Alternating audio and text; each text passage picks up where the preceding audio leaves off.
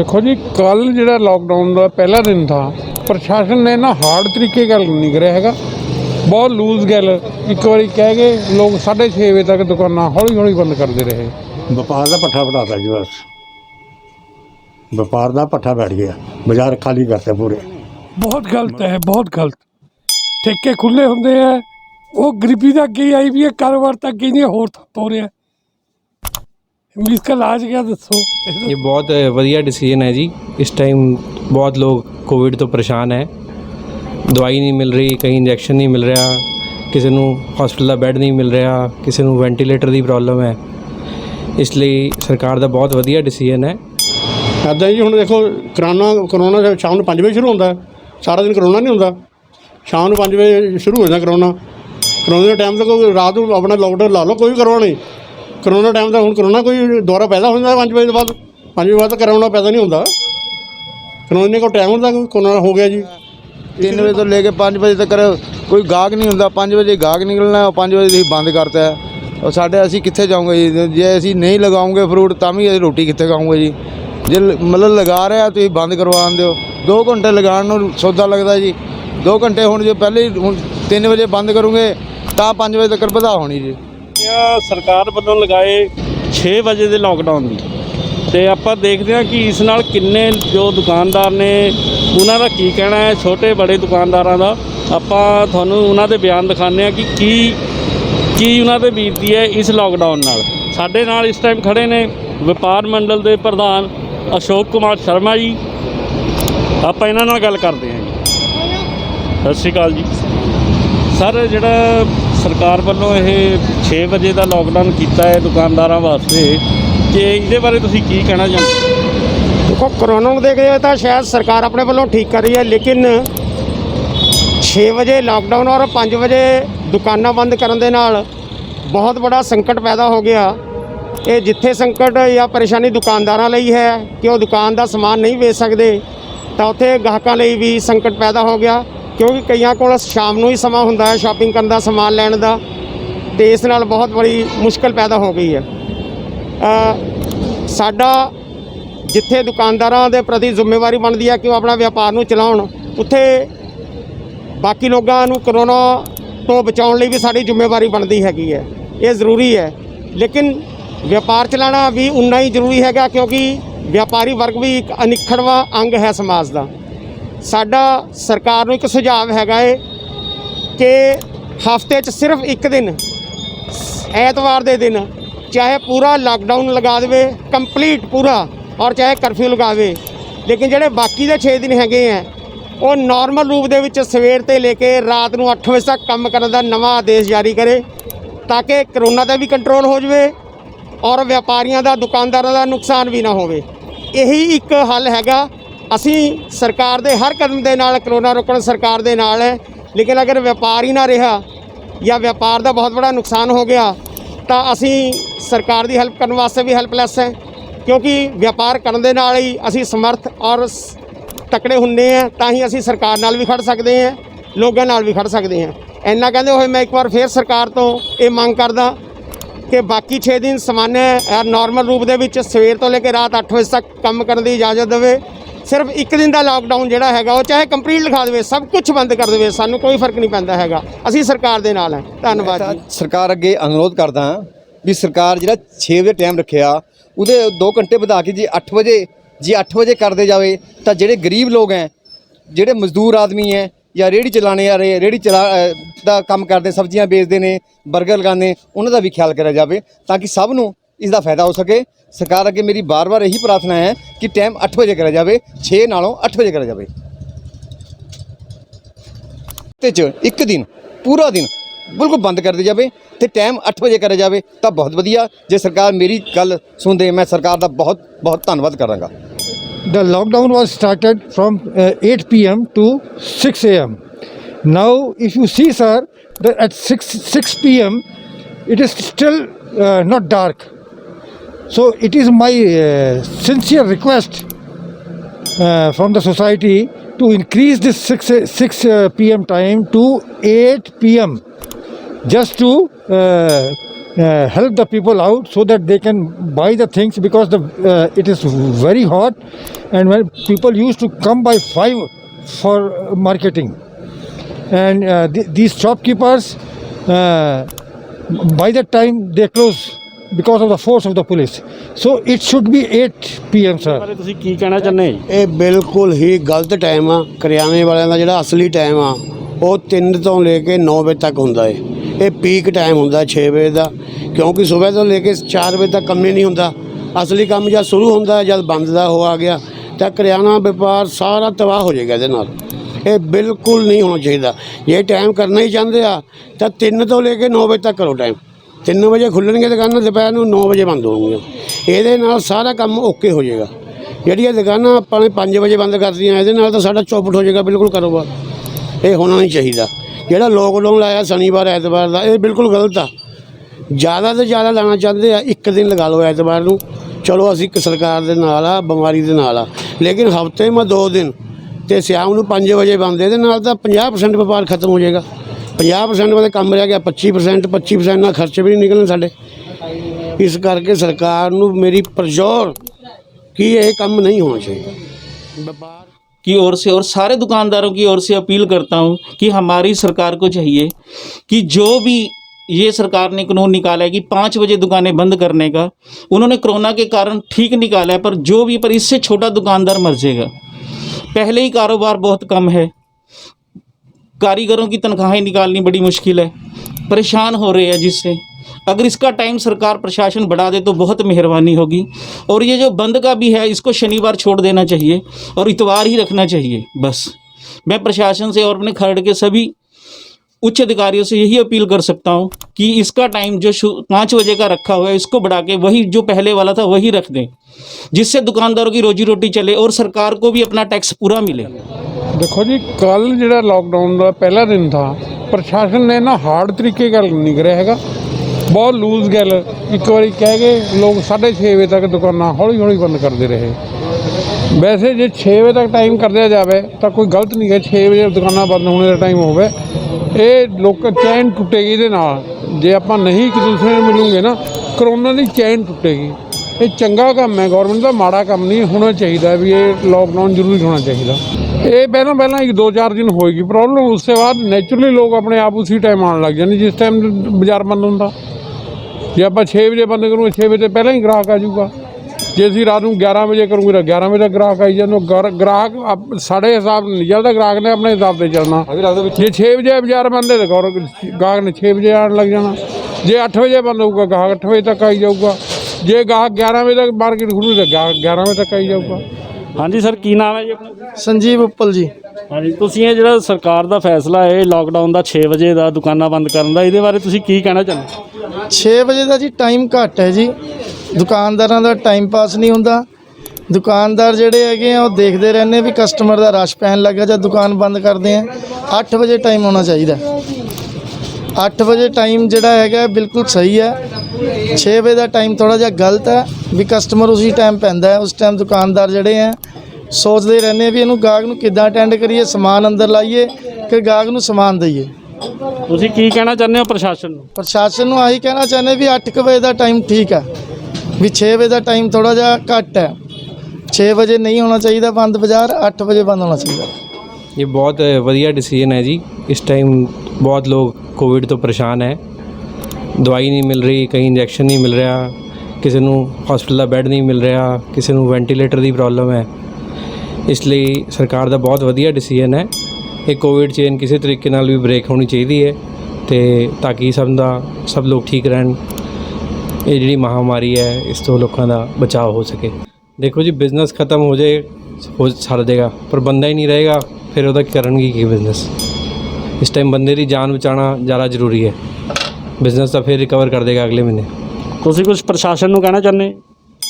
ਬਸ ਅਸੀਂ ਤਾਂ ਇਹੀ ਕਹਿਣਾ ਚਾਹਾਂਗੇ ਵੀ ਲੋਕਾਂ ਨੂੰ ਦਵਾਈ ਮਿਲੇ, ਸਭ ਨੂੰ ਇਹਦਾ ਪ੍ਰਸ਼ਾਸਨ ਇੰਤਜ਼ਾਮ ਕਰੇ, ਆਕਸੀਜਨ ਮਿਲੇ, ਹਸਪੀਟਲ ਦਾ ਬੈੱਡ ਮਿਲੇ, ਜਿਹਨੂੰ ਵੈਂਟੀਲੇਟਰ ਚਾਹੀਦਾ ਵੈਂਟੀਲੇਟਰ ਮਿਲੇ। ਇਹੀ ਹੈ।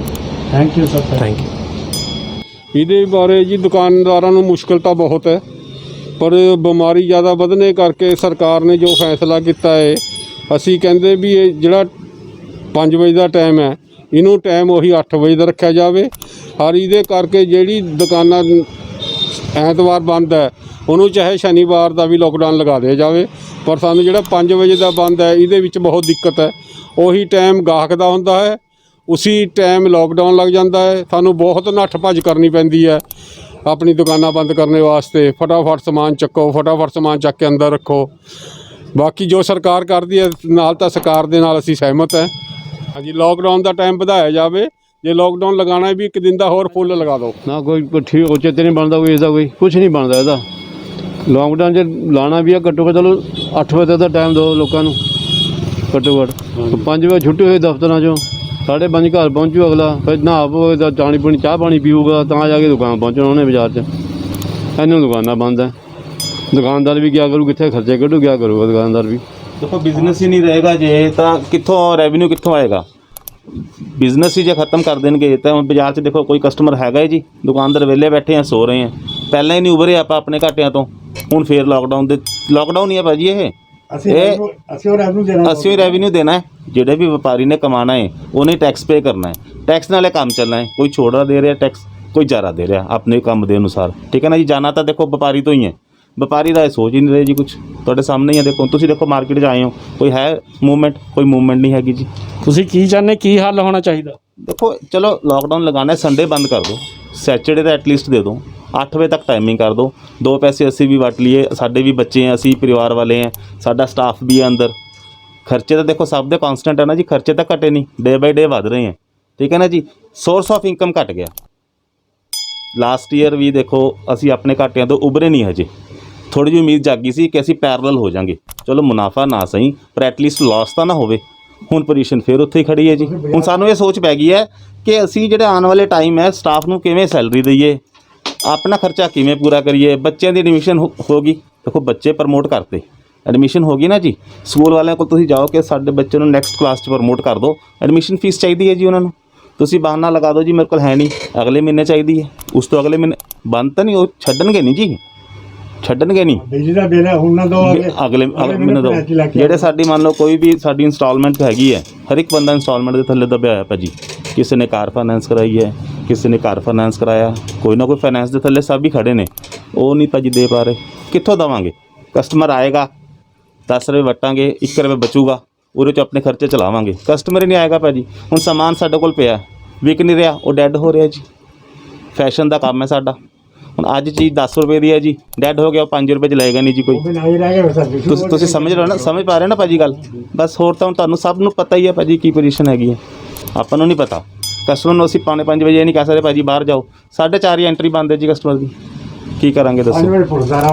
5 ਵਜੇ ਚਲੋ ਪੁਲਿਸ ਵਾਲੇ ਸੱਚੇ ਹੈ ਜੀ, ਉਹ ਤਾਂ ਵਿਚਾਰੇ ਆਪਣੀ ਡਿਊਟੀ ਪੁਗਾ ਰਹੇ ਹੈ, ਉਹ ਬਿਲਕੁਲ ਸਹੀ ਹੈ ਆਪਣੀ ਜਗ੍ਹਾ, ਕਿਉਂਕਿ ਉਹਨਾਂ ਦਾ ਫਰਜ਼ ਬਣਦਾ ਜੀ, ਉਹ ਆਪਣੀ ਡਿਊਟੀ ਦੇ ਰਹੇ ਹੈ। ਪਰ ਉਹ ਵਪਾਰੀ ਕੀ ਕਰੇ ਦੱਸੋ? ਕੀ ਇਹਦਾ ਹੱਲ ਹੈ?